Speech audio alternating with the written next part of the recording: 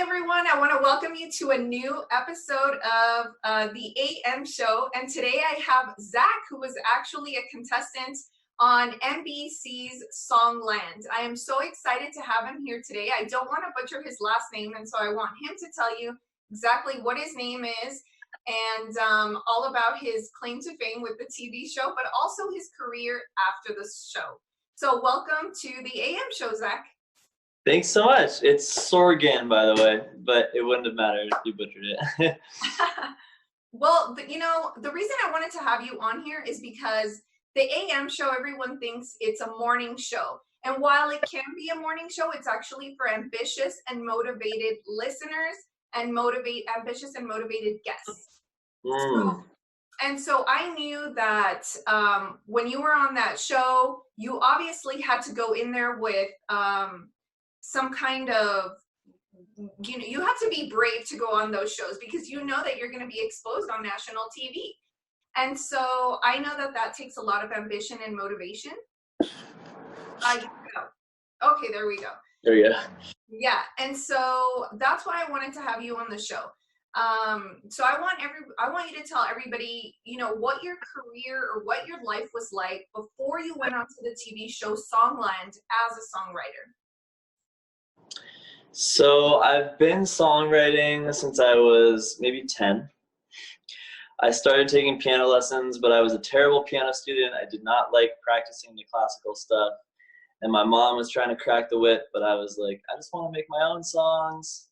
So yeah, that was always kind of a hobby of mine. And then when I graduated college and I said, what do I really want to do with my life?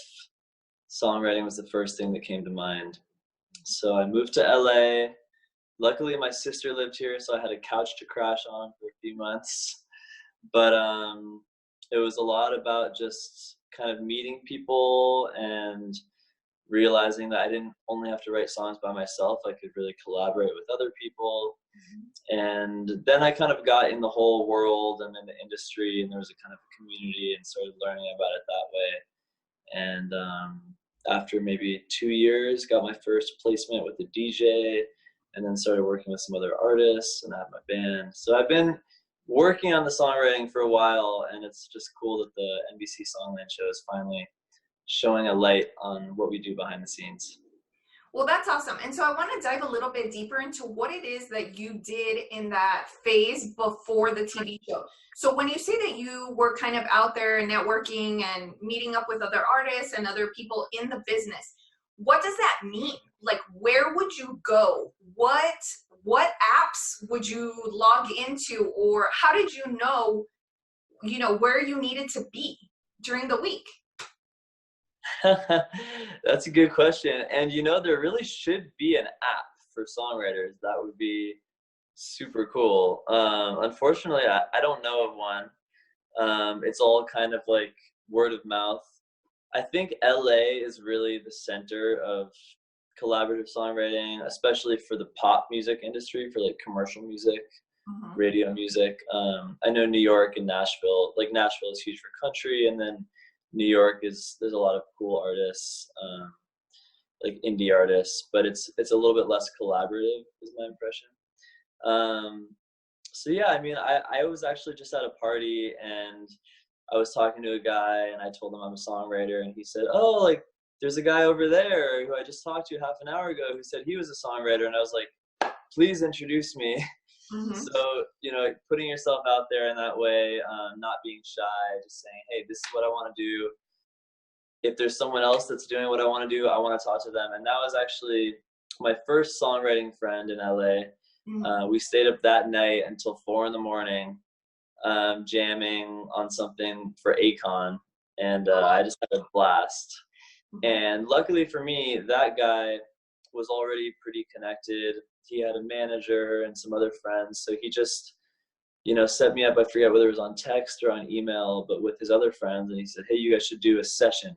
And a session is it's like 4 to 6 hours, maybe up to 8 hours, and you get together and basically you're going to write a song. So if somebody comes in with a concept or a chord progression or a melody, that can be cool to be prepared, but otherwise you can kind of just spend the first hour talking about your lives and maybe listening to other music that inspires you, and then kind of honing in on a direction. And it can start with the music, or it can start with the lyric and the concept, but you kind of just like figure it out together. And then if somebody sings something, you say, oh yes, I like that, or let's keep trying. And most songs are broken down into like a verse, a pre-chorus, and a chorus. Mm-hmm. So if you have a good melody, then you kind of think, this sounds like it's the pre-chorus because it's building tension, or this sounds like it's a real hook. This is what everyone's going to remember. Mm-hmm. Okay, so talk to us about some of the pivotal points leading up to, you know, your Songland debut. Like what were some pivotal moments in that you met people who were really impactful, or like something that really changed the you know, the trajectory of where you were headed?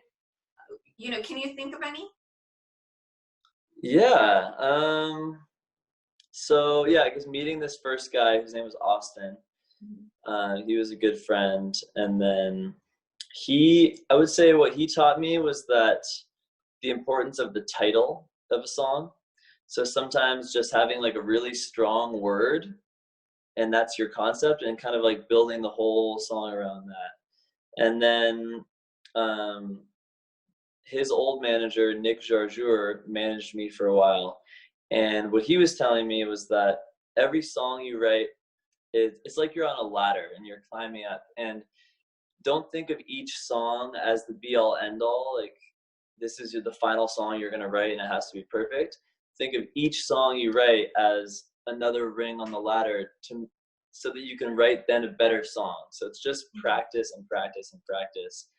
And I was already writing, you know, maybe 3 songs a week, but he said, you got to be going harder. You have to be writing a song every day.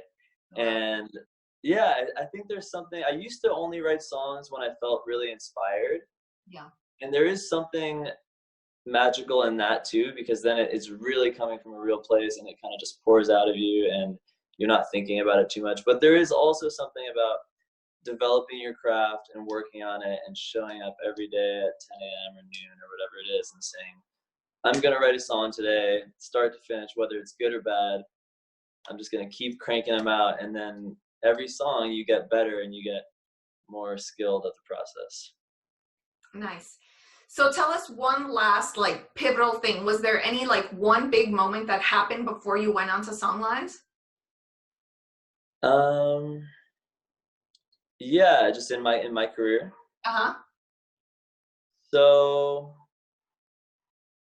I had my first placement with a DJ, and I remember it was a co-write. So my friend, it was a smaller DJ, so my friend didn't want to give up the song because he said we can find a bigger DJ, someone who has more followers to release our song. But that was a learning point for me because I realized a bird in hand is the best thing, better than 2 in the bush. So, you know, you write so many songs, don't hold off and wait for a bigger DJ. It's like, if this is your first placement with a smaller DJ, take it, put the song out. You're going to write another song and you can place that one with a bigger DJ. And so that's kind of what I started doing, working with smaller artists. And then eventually I wrote a song called Come First. And I sent it on Facebook to someone I had known very vaguely from high school, just an acquaintance. And I knew he was in a new group called Terror Junior. And he had worked on some big records before with the Cataracts. So I sent it to him on Facebook, and he was like, hey man, this is incredible. I'm friends with Rita Ora, who I had known a lot. He said, is it okay if I send it to her? And I was like, yeah, man, thank you so much. That would be amazing. Wow, you're incredible. So then a couple days later, he gets back to me and he says, actually, we're not going to send it to Rita Ora. I want to release it with my band, Terror Junior. And again, I was like, oh man, I was hoping for a bigger artist because at the time, nobody really knew who Terror Junior was. But I didn't want to, you know, hold on to the songs. I think it's important not to be precious, just to kind of let things flow. And They released it as Terra Junior, and it ended up getting almost 100 million streams. Wow. Spotify, so. That's awesome. Wow, congratulations. So now that now that you found out about Songland, you applied for Songland, tell us what that process was like. I heard about Songland a few years ago, actually, and sent in, I filled out like a 7-page application and sent in a video, and they said, "We love you, we'll be in touch." And then I never heard anything back. So a year ago, I had been taking meetings with different music publishers to try to think about maybe getting a publishing deal, trying to get a team behind me.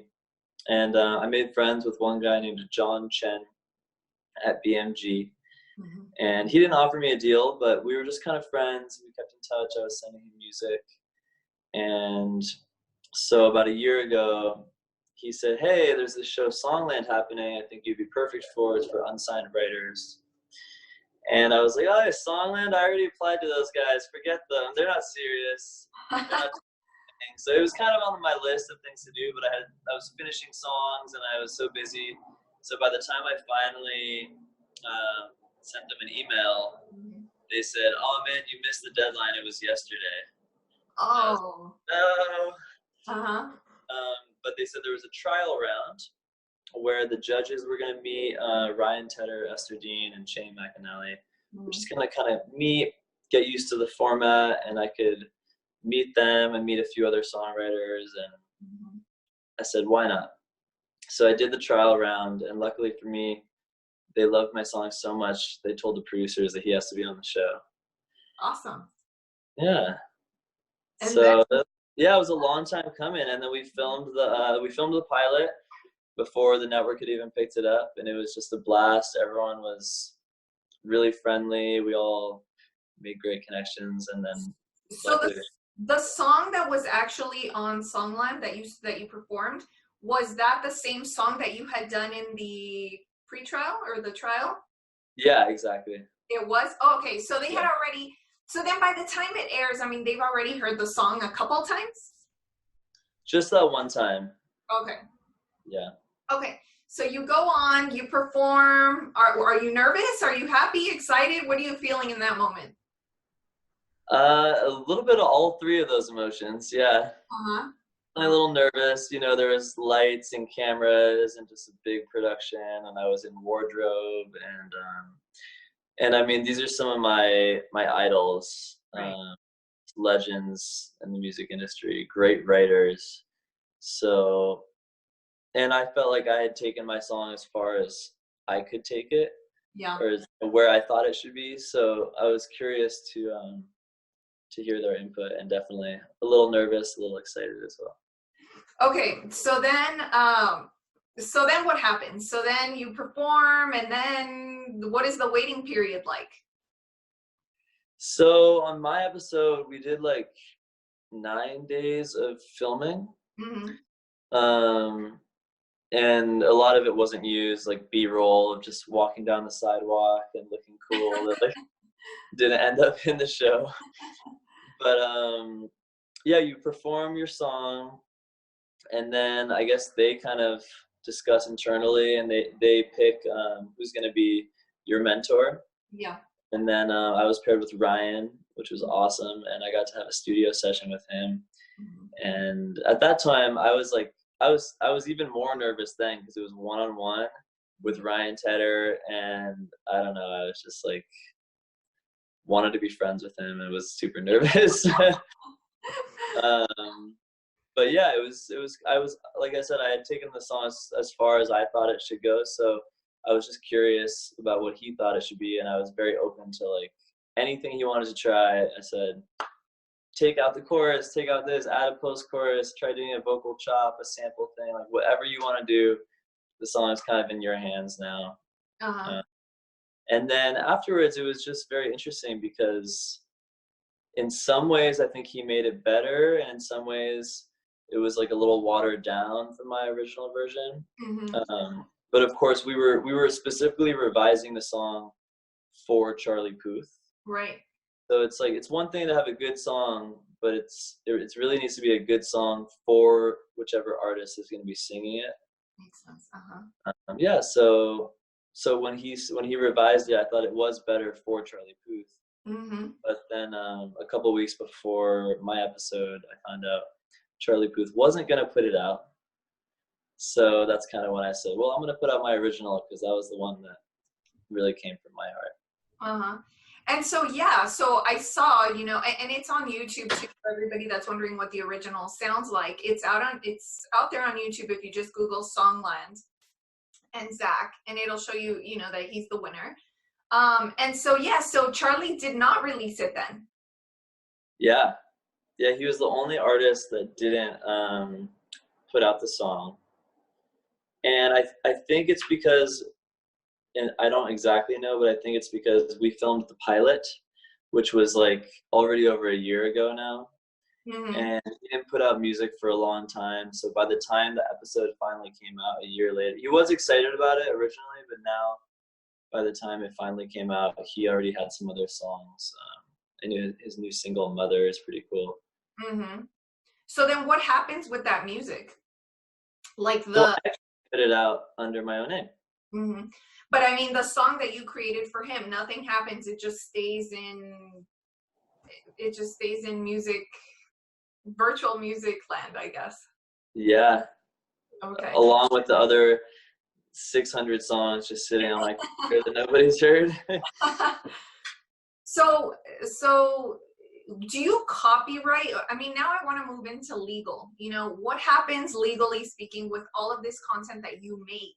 Do you copyright all of your songs, or do you kind of just don't even touch that?